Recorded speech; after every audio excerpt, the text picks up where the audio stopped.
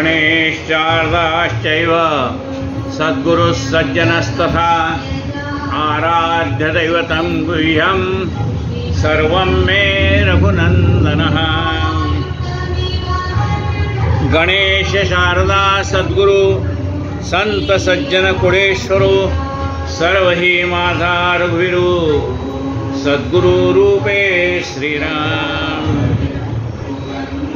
माझे आराध्य दैवत परम गुह्य गुह्यातीत गुह्यपणाची मात नचले जेथे श्रीराम।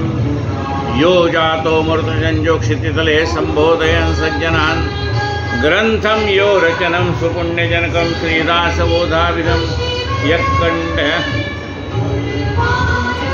यकीर्तन मोठा क्रमांक यकीर्त्या पठनेन सर्वदिशा स्वांतापहारे सदा सोयं मुक्तिकरोक्षितो विजयते श्रीरामदासो गृहो। मला वाटते अंतरी त्वा वसावे तुझ्या दासबोधासी त्वा बोध व्हावे। अपत्या परिपावी प्रेमग्रासा महाराजा सद्गुरु रामदासा ब्रह्मानंदं परमसुखदं केवलं ज्ञानमूर्तिं तन्त्वातीतं गगनसदृशं तत्त्वमस्यादिलक्ष्यम् एकं नित्यं विमलमचलं सर्वधी साक्षिभूतं भावातीतं त्रिगुणरहितं सद्गुरुं तन्नमामि। गुरुर्ब्रह्मा गुरुर्विष्णु गुरुर्देवो महेश्वरः गुरुः साक्षात् परब्रह्म तस्मै श्रीगुरुवे नमः। आवाज थोडा मोठा करा।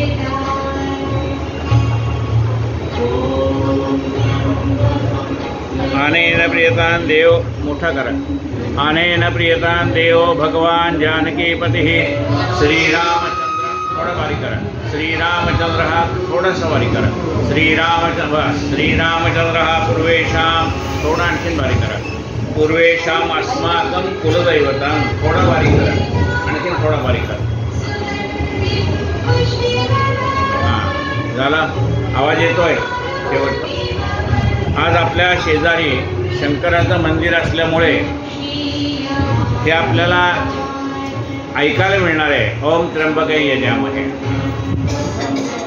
निश्चळ ब्रह्मी आपण ग्रंथराज दासबोध या विषयावरती यथाशक्ती चिंतन करतो।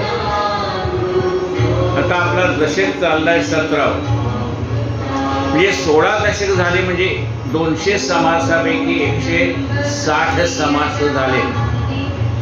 आता 40 समास राहिलेले।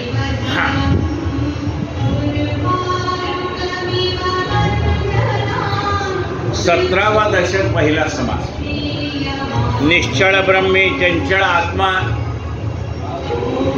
सकळा परजो परमात्मा चैतन्य साक्षी ज्ञानात्मा षड्गुणेश्वर्यो श्रीराम। हा परमात्मा कसा आहे निश्चळ हे निर्गुण निराकार आणि निश्चळ त्याच्यामधनं चंचलत्व निर्माण झालं हे विश्व निर्माण करायचंय म्हणून म्हणजे निश्चळ असणाऱ्या परब्रह्मामध्ये हा चंचल कोण आहे सगळ्यांच्या पेक्षा श्रेष्ठ आहे त्याला परमात्मा म्हणतात। सकळा पर जो परमात्मा हे जे परब्रह्म आहे परमात्मा आहे हा कसा आहे चैतन्य। हा परमात्मा चैतन्य स्वरूप आहे। आणखीन काय त्याचं वैशिष्ट्य आहे हा साक्षी रूप आहे। आपण काहीही केलं तरी त्याला त्या प्रत्येक गोष्टीला तो साक्षी आहे। चैतन्य साक्षी आणखी कसा आहे तो ज्ञानात्मा तो ज्ञानी आहे ज्ञानात्मा।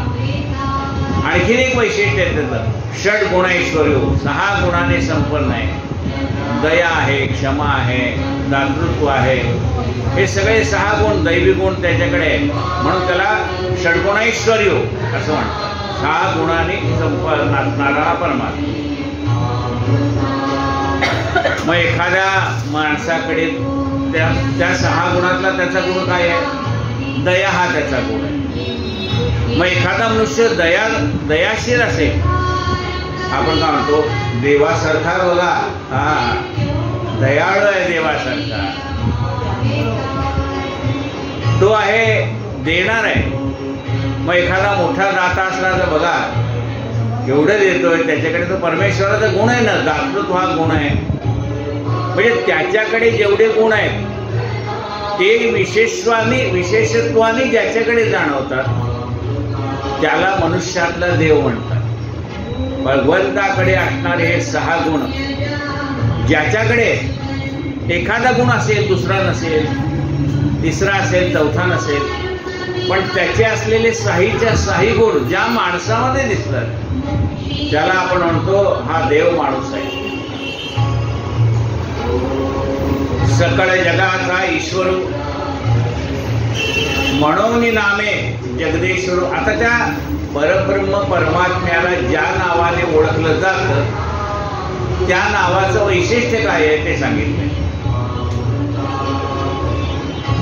हा सगळ्या जगाचा ईश्वर आहे म्हणून ह्या भगवंताला जगदेश्वर, जगत ईश्वर, जगाचा परमात्मा ईश्वर. या पुढच्या अशा ठेवा, म्हणजे आजी बसलेली आहे, या पुढे इथे पुढे घ्या ना, लेडीजच्या लाईनीमध्ये घ्या त्या, म्हणजे येणाऱ्या आजी बसतील तिथे.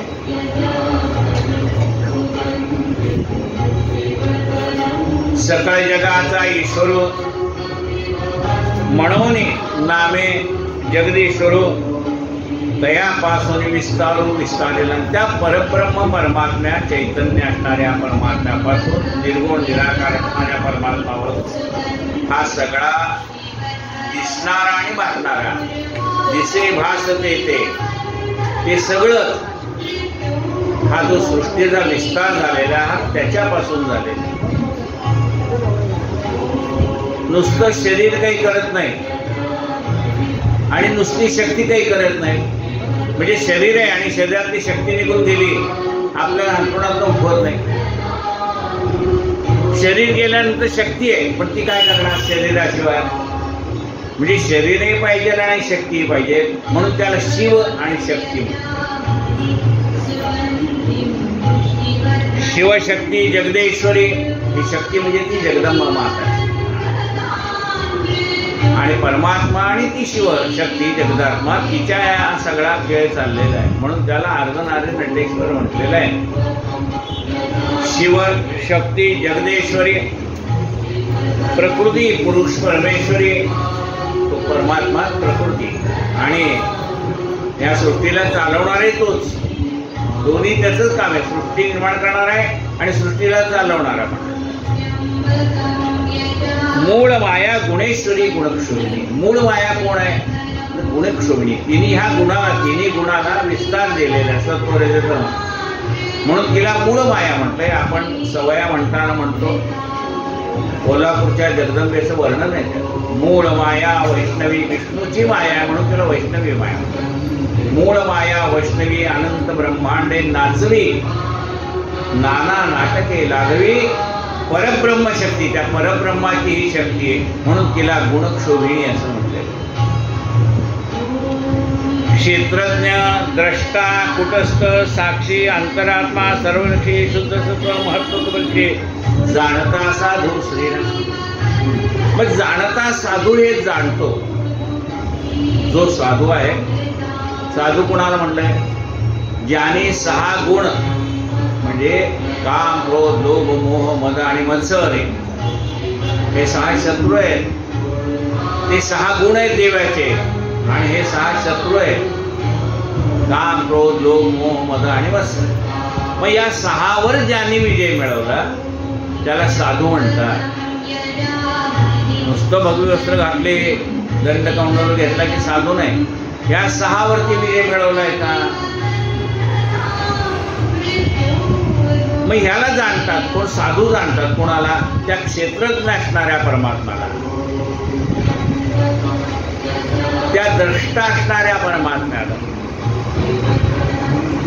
त्या कुष्ठस्थ आणि साक्षी असणाऱ्या परमात्म्याला, अंतरात्मा आणि सर्वलक्षी असणाऱ्या परमात्म्याला, शुद्ध सत्व महत्त्व असणाऱ्या या परमात्म्याला परीक्षिती जाणता साधू. ज्ञानी मनुष्य हे जाणतो की हा परमात्मा कुटस्थ आहे, साक्षी आहे, हे सगळं तो जाणतो. महत्त्व परीक्षी जाणता साधू श्रीराम. आता ह्या भगवंताची अनेक रूप आहेत. ब्रह्मा, विष्णू, महेश्वरू, नाना पिंडी, जीवेश्वरू या 3 गुणाचे प्रतीक आहे. सत्वगुणाचं प्रतीक आहे विष्णू, रजोगुणाचं प्रतीक आहे ब्रह्मदेव आणि तमोगुणाचं प्रतीक आहे शंकर. मग हे ब्रह्मा, विष्णू, महेश्वरू आणि नाना पिंडी म्हणजे आपल्यासारखे असंख्य देहधारी म्हणजे माणसं पण आहेत, जनावर आहेत, सगळे ज्यांनी ज्यांनी देह धारण केला ते त्याला पिंडी म्हटलंय. म्हणजे आपला पिंड आहे. नाना पिंडी जीवेश्वरू त्यास वास्ते प्राणीमात्र लहान थोर. म्हणजे ह्या नाना पिंडामध्ये म्हणजे प्रत्येक देहामध्ये असणारा हा जीव त्याला मात्र भेद दिसतात. ज्ञानी माणसाला भेद दिसत नाही. आपल्याला भेद दिसतात, त्या ज्ञानी माणसाला भेद दिसत नाही. आत्ता आपल्याला या ठिकाणी सगळे भेदभाव दिसतात. हा या जातीचा, तो त्या जातीचा, हे अमुक आहे तमुक. आत्ता आपल्याला भेदभाव दिसतात. हा श्रीमंत, हा गरीब. पण तिकडे बांगलादेशात कत्तली चालल्यात, तिथे काही बघताय का हा कुठल्या जातीचा आहे, कुठला श्रीमंत आहे का गरीब आहे, काही नाही. तो हिंदू म्हटला की धरती मान. म्हणजे तिथे आपल्याला काय ओळखतात? हिंदू म्हणून ओळखतात. आणि इथे आपण सगळ्या समाज भिन्न भिन्न अवस्थेत वाटलेला आहे, पण तिथे मात्र एक आहे. म्हणजे अज्ञानी माणसाला सगळे वेगवेगळे दिसतंय, ज्ञानी माणसाला एकच दिसतंय. ते काय ज्ञानी अक्षराला भाग नाही, पण उदाहरण समजून सांगण्याचं पद्धत म्हणून सांगितलं.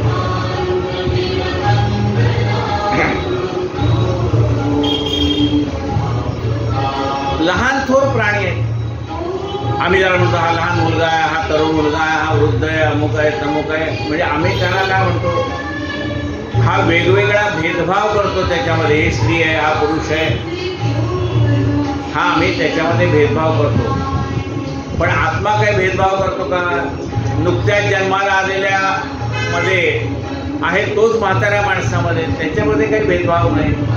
भेदभाव वरच्या भागाला आहे. बघा काय म्हणतात, त्यास भासते प्राणी मात्र लहान लहान थोर.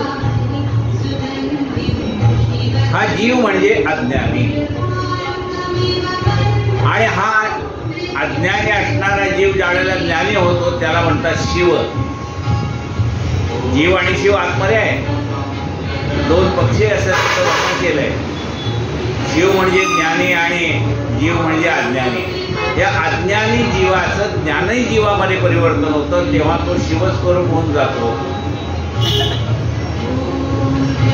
देह देवळामध्ये बसला न भजता मारतो देहाला, म्हणून त्याच्या भिडे त्याला भजती लोक श्रीराम. हा परमात्मा जसा देवळामध्ये बसलेला आहे तसाच हा देहामध्ये सुद्धा बसलेला आहे. प्रत्येकाचे स्वभाव वेगळे आहेत. काही माणसं अत्यंत प्रेमळ आहेत आणि काही माणसं मारकुटी आहेत.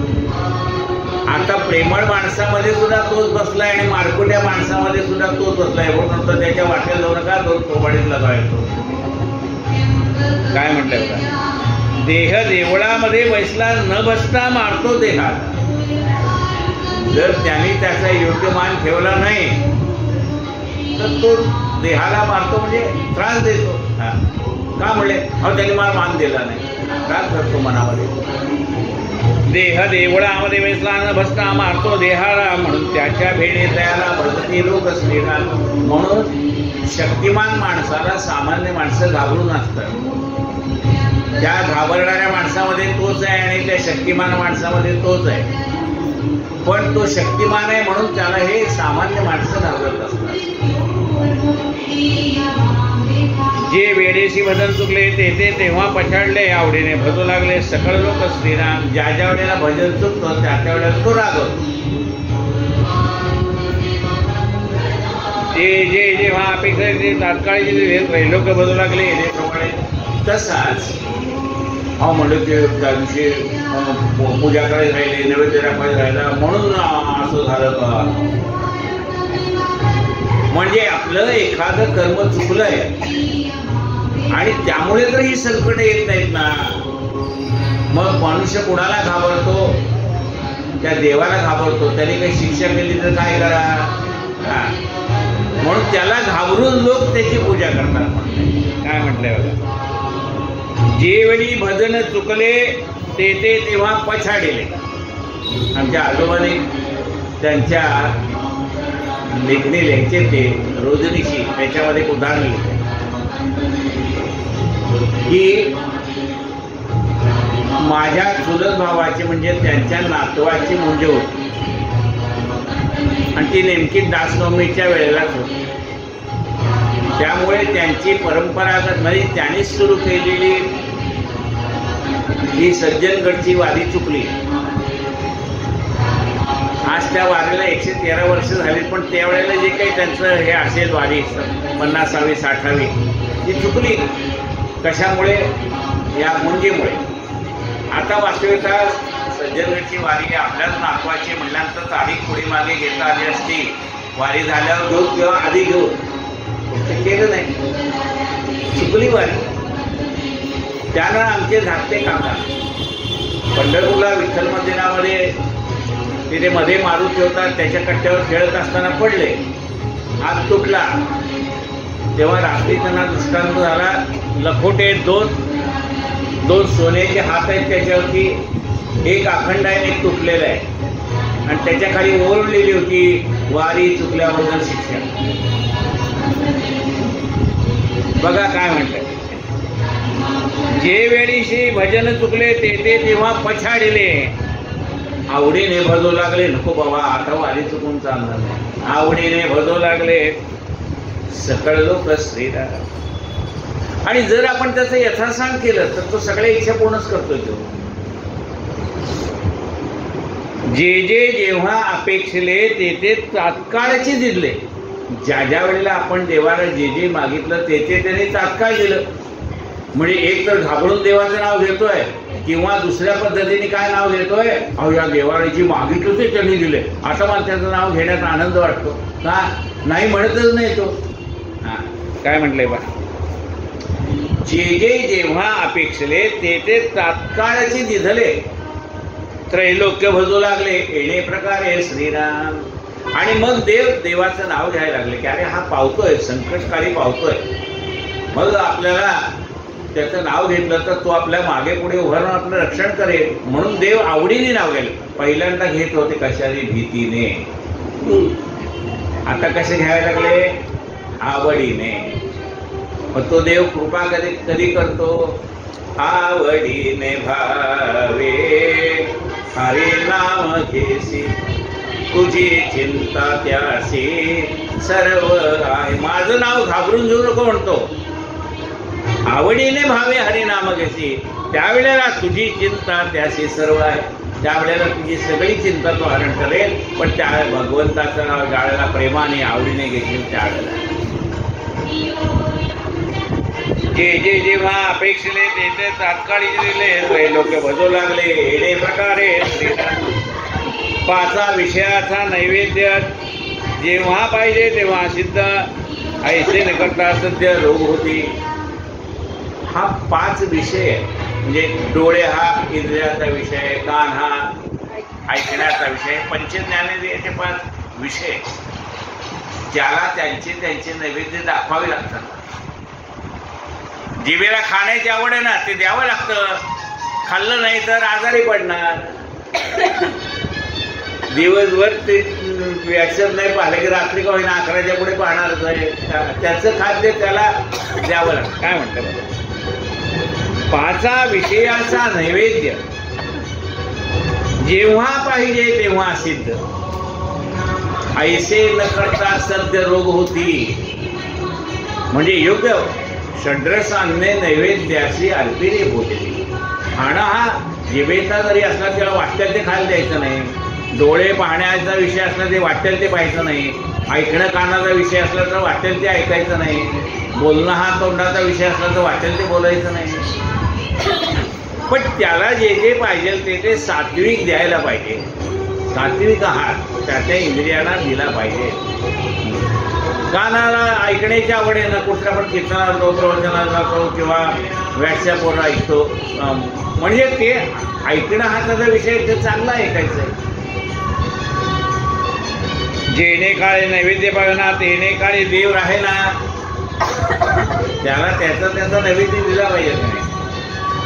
जेणे काळे नैवेद्य पावेना तेणे काळे देव राहे ना, भाग्यवैभव पदार्थ नाना सांडून जातो श्रीराम. आता एखाद्याने अन्नच सोडलं म्हणजे त्याचा विषय खाणं हा संपला की नाही. म्हणजे अन्न करून नेला म्हणजे काय, त्याला मिळालंच नाही खायला, देह सोडून गेला. त्या देहाच्या माध्यमातून हे सगळे विषय तो भोगत असतो. त्याला पाणी हा त्याचा विषय, पण पाणी दिलं नाही मरून जाईल मनुष्य. म्हणजे त्याचे विषय तो त्या देहामध्ये असल्यामुळे देहाच्या माध्यमातून नाना प्रकारच्या विषयाचा आस्वाद घेतो. जेणे काळे नैवेद्य पावेना तेणे काळे देव राहे ना, भाग्य वैभव पदार्थ नाना सोडून सांडून जातो. अहो म्हणजे 5 मजली बिल्डिंग बांधली आहे स्वतःचीच, पण त्याला असणारं पाणी पण मिळालं नाही, देह सोडून गेला. म्हणजे त्या देहाला आवश्यक असणारं मिळालं पाहिजे का नाही. हे सगळं देह जर देहाच्या माध्यमातून तुम्ही काम करणार, ते देह चांगला राहायला पाहिजे, त्या देहाची काळजी आपण घ्यायला पाहिजे. जेणे काळे नैवेद्य पावेना तेणे काळे देव राहे ना, भाग्य वैभव पदार्थ नाना सांडून जातो श्रीराम. जातो तो कळे देईना, जाताना कळत पण नाही हा चाललाय. आत्ता होता केव्हा म्हणाले म्हणले गेला. जातो तो कळो देईना कोणास ठाऊके होईना. चारी सगळी माणसं त्याच्या आजूबाजूलाच बसले, पण कुणालाही कळलं नाही कधी गेला. म्हणजे कसा गेला हो प्राण त्याचा, म्हणजे डोळ्यातनं गेला. म्हणजे कसा, हे डोळे उघडेच्या उघडेच राहिले, तोंड उघडेच्या उघडेच राहिलं, अंथरूण ओलंच्या ओलच झालं. कुठून प्राण जाईल सांगता येत नाही.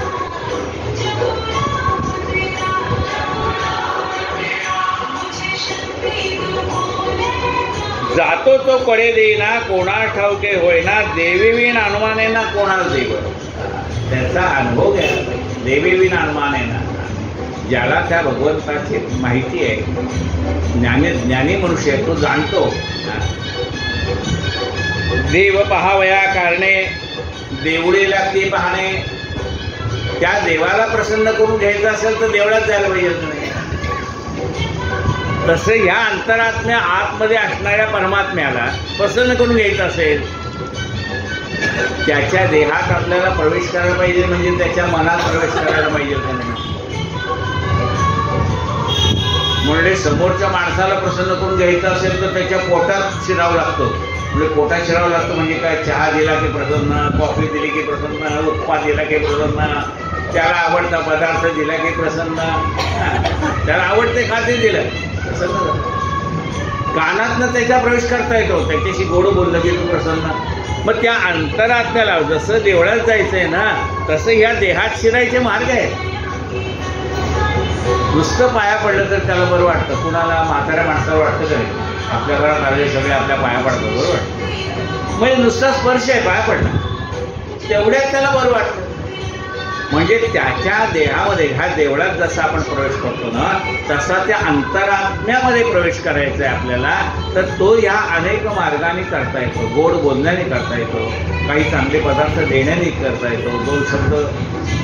म्हणजे असा त्या ह्या देवळात जसा प्रवेश तसा देहामध्ये प्रवेश, ब्रह्मांडात प्रवेश, पिंडात प्रवेश. देव पहावया कारणे देवळे लागती पाहणे. कोठेतरी देवळाच्या गुणे देव प्रगटे, कुठेतरी देव असणार. म्हणजे अनेक माणसांना आपण भेटू, त्यावेळेला एखादा चांगला मनुष्य भेटणार. म्हणून समर्थ काय म्हणतात, भिक्षा मागायला जायचं का, भिक्षा मिसे लहान थोडे परीक्षून सोडावे. बहुती काहीतरी सापडे विचक्षण लोके मैत्री घडे, स्वस्त वस्ता काही नगडे फिरणे विरणे. तुम्ही अनेक माणसं जोडा, त्या अनेक माणसं जोडा, तेव्हा एखादा देव मनुष्य तुम्हाला भेटेल. देव पहावया कारणे देवळे लागती पाहणे, कोठे तरी देवळाच्या गुणे देव प्रगटे श्रीराम. एखादा सत्पुरुष भेटून जातो, अनेक माणसाला भेटता भेटता एखादा सत्पुरुष भेटून जातो. आता सांगितलं देवळात जायचं म्हणजे काय, देवळे म्हणजे शरीरे. आता सांगितलं ना अनेक माणसांची शरीर आहेत. देवळे म्हणजे शरीरे, जेथे राहिले जीवेश्वरे. म्हणजे त्या देहात कोणता देव राहतो, म्हणजे जीवेश्वर हा जीव आहे ना, त्या जीवाला बरं वाटलं असतं. मग हा जीवेश्वराला प्रसन्न करून घ्यायचं आहे, म्हणजे त्या देवळाला म्हणजे त्या देहाला भेट द्यायला पाहिजे. देवळे म्हणजे शरीरे, तेथे राहायचे जीवेश्वरे. नाना शरीरे नाना प्रकारे, अनंत भेदे. नाना प्रकारची शरीरे. गाय आहे, त्या गायीच्या पाठीवरनं हात फिरवलं तरी गाय प्रसन्न होतो. ते मांजर आहे, त्याच्या अंगावरनं हात फिरवलं तरी प्रसन्न होतो. कुत्रा आहे, त्याच्या अंगावरनं हात. स्पर्श आहे ना, पंचविषय त्यातला एक स्पर्श हा विषय आहे, ते एकदम प्रसन्न होऊन जातं. चालती बोलती देवळे, त्यामध्ये राहिले रावळे. जितकी देवळे तितकी सगळे कळली पाहिजे श्रीराम. जेवढी देवळं म्हणजे जेवढी माणसं आहेत, जेवढी जीव आहेत, ते आपल्याला कळलं पाहिजे. आता कळत नाही का, कळतं की म्हणाले. हे समजत बाक आहे, हा जमिनीवर ठेवला आहे आणि आम्ही असं ओढत नेला, खडखड खडखड खडखड आवाज येतो. आपण नको बाबा उचलून ठेव. आता उचलून ठेव का म्हटलंय, त्या जमिनीवर ओढणारे ओरखडे आपल्या अंगावर ओरखडे ओढलेत असं वाटतं, त्यावेळेला आपण म्हणतो. नाही तर आपणही ढकलत नेतो, उद्या आवाज काय दे, हा म्हणजे खालची लोक ओरडत. त्याच्याशी तुम्ही जोपर्यंत समरस होत नाहीत ना, तोपर्यंत त्याचं दुःख आपल्याला कळत नाही. चालती बोलती देवळे, त्यामध्ये राहिले रावळे. जितकी देवळे तितकी सगळे कळले पाहिजे श्रीराम. म्हणजे प्रत्येकाचे स्वभाव कळले पाहिजे. त्यांनी घड्याळाकडे बघितलं म्हणून मी पण घड्याळाकडे हे सगळी मला दिसतात ना, कंटाळा म्हणून तिकडे बघ.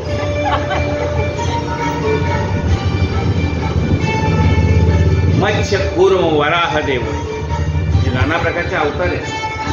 त्यांनी देह धारण केला, ती पण तेवढंच.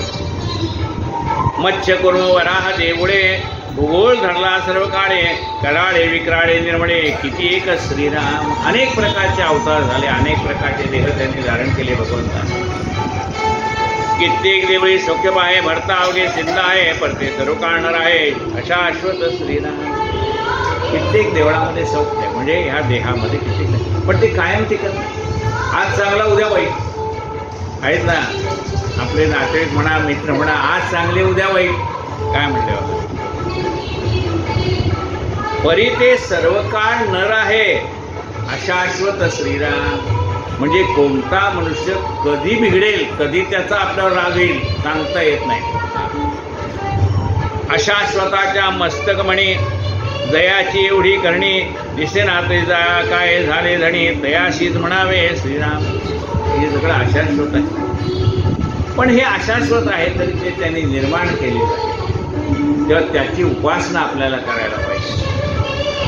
उदयोन्मुख होता भेद, विमुख होता उखदंड खेद. ऐसा दुर्द संवाद होत जातो श्रीराम. म्हणजे त्या भगवंताकडे आपलं लक्ष असेल तर, म्हणजे आपलं लक्ष असेल म्हणजे आपली उपासना असेल तर आपण त्याच्याशी एकरूप होऊ शकतो. त्याच्यापासून वेगळे झालो, तो देव वेगळा मी वेगळा असा भाव द्वैत निर्माण झालं की त्याच्यापासून आपण दूर जातो. अहंकाराला तर दूर जातो. विमुख होता उदंड खेद, ऐसा जोड संवाद होत जातो श्रीराम. सकळांचे मूळ दिसेना, भव्य भारी आणि भासेना. निमिष एक वसेना, एके ठाई श्रीराम. सगळ्यांचे मूळ काय आपल्याला दिसत नाही, कळत नाही. तो दिसतही नाही, भासेना. दिसेना ना भासेना. निमिष एक वसेना, एके ठाई. एका ठिकाणी तो थांबत नाही. ऐसा आघात परमात्मा कोण जाणे त्याची महिमा, तुझी लीला सर्वोत्तमा तूच जाणसी सृजा. असा हा सर्व विश्वाला चालना देणारा, चैतन्य निर्माण करणारा परमात्मा कसा आहे, कोण जाणे त्याचा महिमा. त्याचा महिमा आपल्याला कळत नाही. म्हणून असं म्हणले, तुझी लीला हे भगवंता, तुझी लीला तुलाच माहिती आहे, आम्हाला माहीत नाही. आम्हाला माहीत असतील तर थोडेफार गुण माहिती असतील तुझे, सगळे गुण आम्हालाही माहीत नाहीत. तुझी लीला सर्वोत्तमा तूच जाणसी श्रीराम. संसार आलियाचे सार्थक जेथे नित्यानित्य विवेक, इहलोक आणि परलोक दोन्ही साधले श्रीराम. संसारा आल्याचे सार्थक, आपल्याला भगवंताने हे जे पृथ्वीवर पाठवलंय, संसाराला आला, आल्यानं संसारा असं म्हणलंय. तुम्ही संसाराला आलायत ना, म्हणजे हा देह धारण केलाय ना, मनुष्य देह धारण केलाय ना, मग त्या भगवंताला जाणण्याची कळा फक्त मनुष्य देहातच दिलेली आहे. ऐसा आघात परमात्मा. मग तुम्ही म्हणा त्या हत्तीने नाही का जाणलं, ह्याने नाही का जाणलं, ते पूर्वी ज्ञानीच होते. त्यांना अहंकार झाल्यामुळे त्यांना वेगवेगळे देह प्राप्त झाले, पण पूर्वीचं त्यांचं जे ज्ञान होतं ते त्या देहामध्ये सुद्धा कायम राहिलं, म्हणून त्यांची उपासना सुरू राहील. देह बदललाच आहे, पण ते अपवादात्मक आहे. ऐसा आघात परमात्मा कोण जाणे त्याचा महिमा, तुझी लीला सर्वोत्तमा तुझी जाणशी श्रीराम. संसारा आलियाचे सार्थक. आपण जन्माला आलो ना, म्हणजे काय करायला पाहिजे, म्हणजे हा देह सार्थकी लागला पाहिजे. मग आपला देह सार्थकी लागला का नाही कसं कळायचं. संसारा आलियाचे सार्थक जेथे नित्यानित्य विवेक. आपल्याला ज्या वेळेला कळेल नित्य काय अनित्य काय, कायम राहणार काय, क्षणभंगूर काय, शाश्वत काय, अशाश्वत काय, हे कळणं म्हणजे नित्यानित्य विवेक असं म्हणतात. जेथे नित्यानित्य विवेक इहलोक आणि परलोक. मग असा मनुष्य म्हणजे ज्याला हे कळलंय सगळं अशाश्वत आहे आणि सगळं खोटं आहे, कळलं प्रपंच खोटा आहे म्हणून कळलं तर काय सोडून जायचंय. बायको तीच राहणार आहे, पोरं तीच राहणार आहे, सुना त्याच राहणार आहेत, नातवंड तीच राहणार आहेत. सगळ्यांची जरी स्वभाव वेगवेगळे असते तरी ते जाणायचे. आणि हे प्रत्येक फक्त आपण काय जाणायचं, प्रत्येक जण स्वतःचा स्वार्थ पाहतो हे जाणायचं. हे एकदा जाणलं ना तर प्रपंच काही कठीण नाही. प्रत्येक जण त्याचाच विचार करणार होतो. आपल्याला वाटतं त्याने आपला विचार करावा, तो कशाला तुमचा विचार करतो, तो त्याचाच विचार करणार. बरोबर आहे का चुकीचं? आपल्याला हे वाटणं सोडून द्यायचं. जग हे दिल्या घेतल्या, कुणी कुणाचा नाही जगती. हे ज्याला सत्य कळलंय ना त्याला प्रपंचात दुःख कधीच नाही. पण ज्याला हे सत्य कळलं नाही ना त्याला क्षणोक्षणी दुःख. संसार आलियाचे सार्थक जेथे नित्यानित्य विवेक, इहलोक आणि परलोक दोन्ही साधले श्रीराम. त्यांचा स्वार्थ असेल ना त्यावेळेस ते आपल्याशी इतकं गोड बोलतील. एवढं बदललं मनुष्य, काम संपलं की गेला. हे ज्याला कळलंय ना त्याला त्याने गोड बोलल्याचं काही वाटत नाही, दाखवल्याचं काही वाटत नाही. हे सगळं त्या 16 आता श्रावण महिना सुरू आहे. शुक्रवारची कांडी तुम्हाला माहिती आहे, ती जेवायला बोलवतं बहिणीला, त्यांनी मला नाही त्या दागिन्याला आमंत्रण दिलंय. हे सगळे ज्याला कळलंय ना त्याला प्रपंच करणं काही कठीण नाही. म्हणून असं म्हटलंय, जेथे नित्यानित्य विवेक, इहलोक आणि परलोक दोन्ही साधले त्या माणसाने त्याला इहलोक सुद्धा आनंदमय होईल आणि परलोक सुद्धा आनंद होईल. म्हणजे आपण असं समजायचं की आपल्याला मुलं नाही, नातवंड नाही, काही नाही. जसे 4 पाहुणे आपल्याकडे आलेत ना त्यातले हे 2 पाहुणे, त्यांचं आपण आलेले गेलेले तर करतो ना तसं यांचं करायचं. लक्षात का? तसंही यांचं करायचं. यांच्या पाहुण्यात काही कमी करतो का आपण? त्यांना चहा देतो, पाणी देतो, अंथरूण पांघरूण सगळे देतो. काही कमी करतो का? नाही तसं यांना पण कमी करायचं नाही, पण ते कर्तव्य म्हणून करायचं. गुंतत गेला की दुःख, एवढं लक्षात घ्या. तुम्ही कर्तव्य म्हणून जेवढं कराल ना त्याच्यात दुःख नाही, कारण ती आपली ड्युटी आहे, आपल्याला करायचं आहे. मुलं बाळासाठी जे करायचं, कोणाचं ते करायचं, त्यांच्यासाठीच करायचं. पण ते करताना कर्तव्य भावनेने करायचं आहे. जेवढं गुंताल तेवढं दुःख. संसार आल्याचे सार्थक जेथे नित्यानित्य विवेक, हे लोक आणि परलोक दोन्ही साधले श्रीराम. एखादी मोठा बंगला बांधला, 4 मुलं, 4 खोल्या, 4 बेडरूम, एक गेला कलकत्ताला, एक गेला दिल्लीला, एक गेला इकडे. त्या घरात एकटीच बाई. ते म्हणजे आम्ही एवढं सगळं बांधलं कोणासाठी? ते पोरं तुमचं घर पाहणार आहेत का त्याच्या नोकरीपासून जवळ असणारी जागा पाहणार आहे? त्याला रोज जायचं यायचं, तुम्हाला कुठंच जायचं नाही, त्यांना रोज जाणं आहे. मग त्यांचं ते पाहतील का नाही सुख? आपल्या मुलांना कुठल्या शाळा जवळ आहेत, कुठल्या लाभ आहेत, काय आहे ते त्यांच्या दृष्टीने पाहतील. मग त्यांच्या दृष्टीने पाहिलं तर त्यात त्यांची काय चूक आहे? त्यांची काही चूक नाही. त्यांची काही चूक नाही हे कळलं, हे महत्त्वाचं. आपण त्यांची चूक शोधतो, त्यांची चूक नाही, ते त्यांचं पाहणार.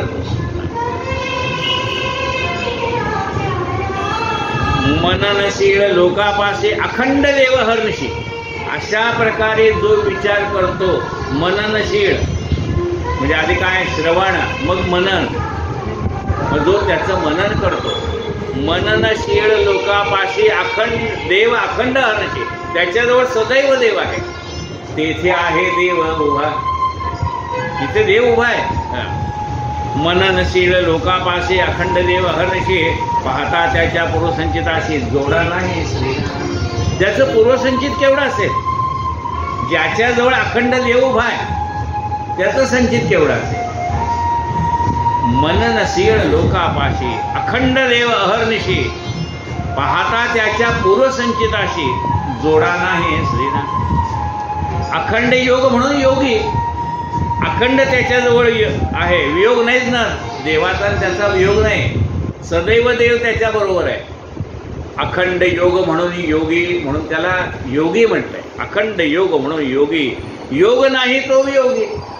आपल्याला देवाचं सान्निध्य तेवढ्या पुरतं, म्हणून आपला वियोग होतो. योग नाही म्हणून वियोगी. वियोगी तोही योगी योग होय.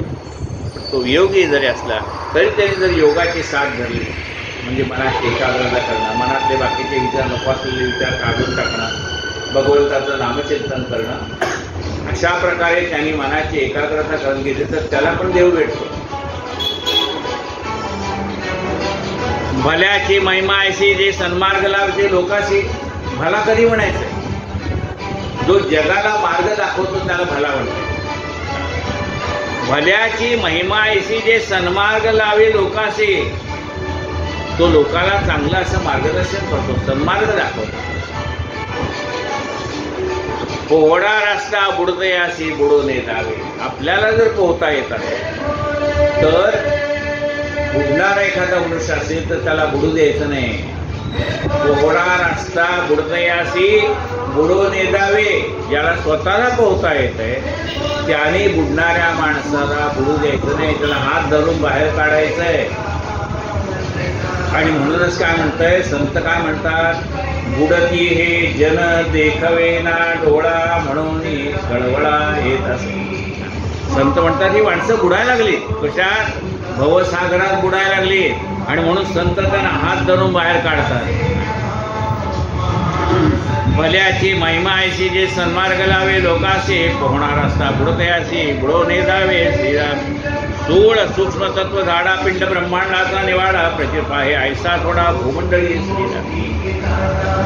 हे स्थूळ देह, या स्थूळ देहातले 4 देह आहेत. स्थूळ, सूक्ष्म, कारण आणि महाकारण. मग हे सगळं जाणणारा, स्थूळ देहाला जाणणारा, क्षेत्र आणि क्षेत्रज्ञ, त्या क्षेत्राला जाणणारा आणि ब्रह्मांडालाही जाणणारा असा मनुष्य विरळा. म्हणजे क्वचित भेटणारा असा मनुष्य. काय? जो पिंडही जाणतो आणि ब्रह्मांडही जाणतो असा मनुष्य, त्याची आपली गाठ पडणं हे भाग्याचं लक्षण. काय म्हटलंय? पण स्थूळ सूक्ष्म तत्व झाडा पिंड ब्रह्मांडाचा निवाडा, प्रचित पाहे ऐसा थोडा भूमंडळी. ज्यांनी याची प्रचिती घेतली, अनुभव घेतलेला आहे, तो थोडा म्हणजे ती माणसं थोडी आहे.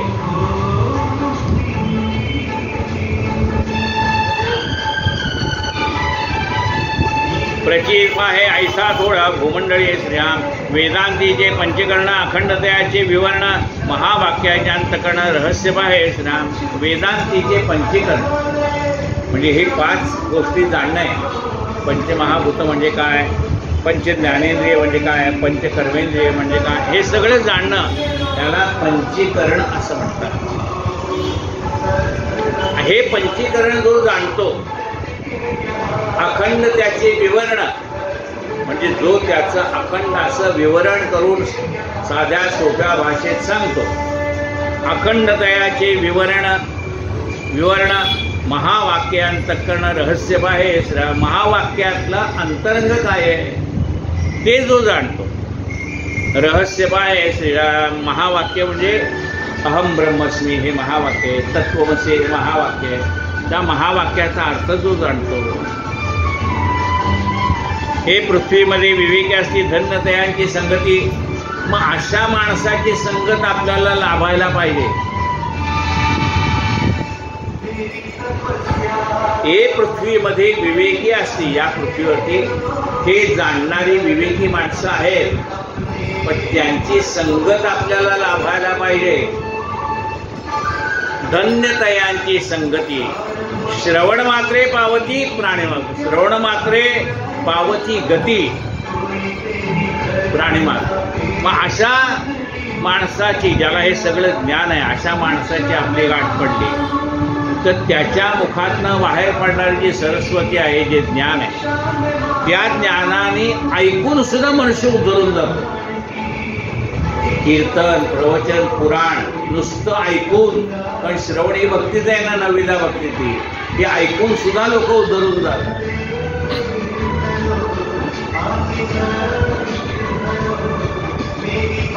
श्रवण मात्रे पावती गती प्राणिमात्र श्रीराम.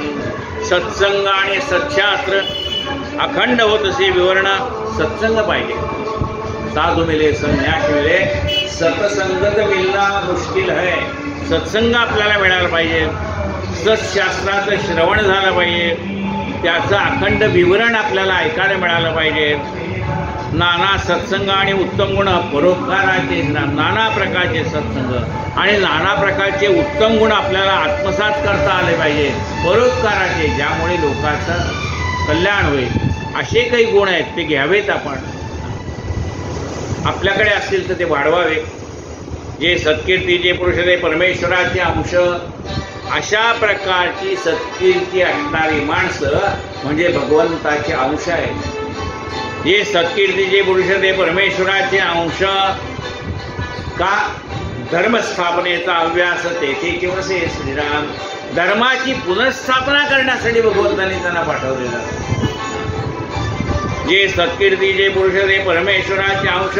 धर्मस्थापनेचा अभ्यास तेथे किंवसे श्रीराम. धर्माची स्थापना म्हणजे पुन्हा पुन्हा धर्माची स्थापना करायची असते का? नाही. तर धर्माचा खरा अर्थ त्या त्या काळामध्ये लोकांना कळावा अशा भाषेत सांगणं, त्याला धर्माची पुनर्स्थापना करणं. जे सत्कीर्तीचे पुरुष ते परमेश्वराचे अंश. धर्मस्थापनेचा अभ्यास तेथे दिवसे राम. विशेष सारासार विचार तेणे होय जगदोतार. ज्या ठिकाणी सारासार विचार आहे तीच माणसं जगाचा उद्धाराचा विचार करू शकतात. विशेष सारासार विचार तेणे होय जगदोतार. संगत्यागे निरंतर होऊन गेले. त्यांनी काय केलंय? संगत्याग केलाय.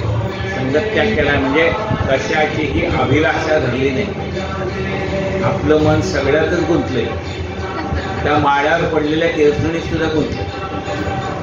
आणि यांनी संगत्याग केला म्हणजे माणसं सोडून येऊन गेले नाही, पण त्यांच्याविषयीचं असलेलं जे गुंतवणूक आहे ती त्यांनी कमी केली. म्हणून त्याने असं म्हणले त्याचा त्याग केला. त्याग करायला जायचं नसतं. त्याच्यातली आसक्ती असते ती कमी करायची.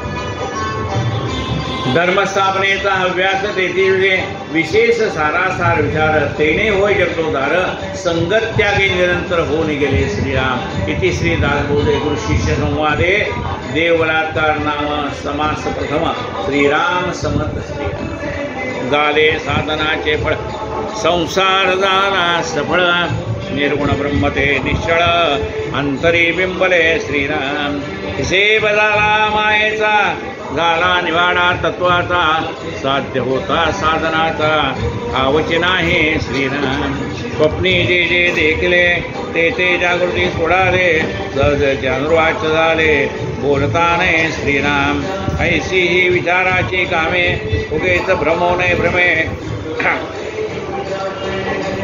स्वप्ने जे जे देखले ते ते जागृती सोडाले सहज जानवाच झाले बोलता नाही श्रीराम ऐसे हे विवेके जाणावे प्रत्येक गुणेच बाळावे जन्मृत्यू जाणावे शून्याकार श्रीराम भक्ताचे निस्साभिमाने कृपा केली दाशरथीने समर्थ कृपेची वचने तो हा दासबोध श्रीराम 20 दशक दासबोध श्रवणद्वारे घेता शोधून मन करतात परमार्थ तो श्रीराम 20 दशक 200 समाज साधके पाहावे सावकाश वेळता विशेष कळू लागे श्रीराम ग्रंथाचे करावे स्तवन स्तवनाचे काय प्रयोजनेचे अभ्यासकरण प्रत्योभावात देहे तवपाचा भूताचा कर्ता आत्मा तेथीच आणि कौतुकार मनुष्याचा कशावरून नेसला सकळ करणे जगदीशाच्या आणि कौतुकार मनुष्याच्या यशा प्रणवण्याचे काय घ्यावे सकळ देहाचा झाडा केला तत्व समुदाय उडाला तेथे कोणा पत्राचा लाभ हे म्हणावे श्राम ऐशी ही विचारांची कामे उगेच भ्रम नये भ्रमे जगदीश्वरे अनुक्रमे सकळ केले इति श्री दासबोधे कृष्णवाले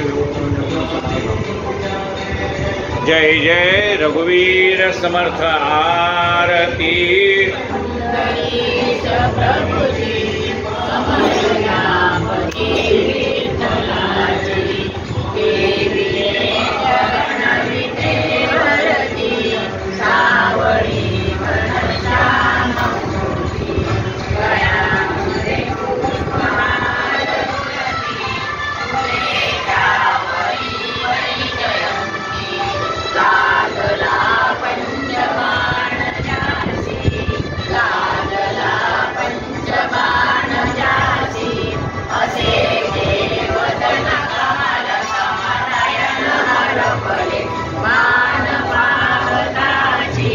उभी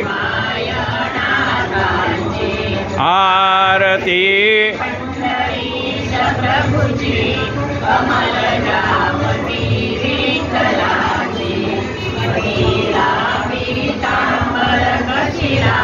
कस्तुरी मितीना दर्शना जल्लरी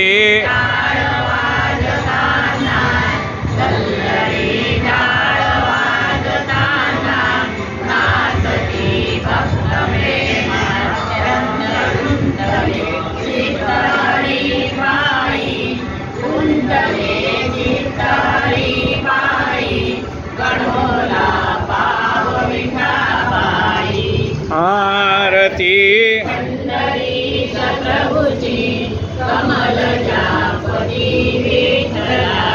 सद्गुरु गजानन महाराज की जय।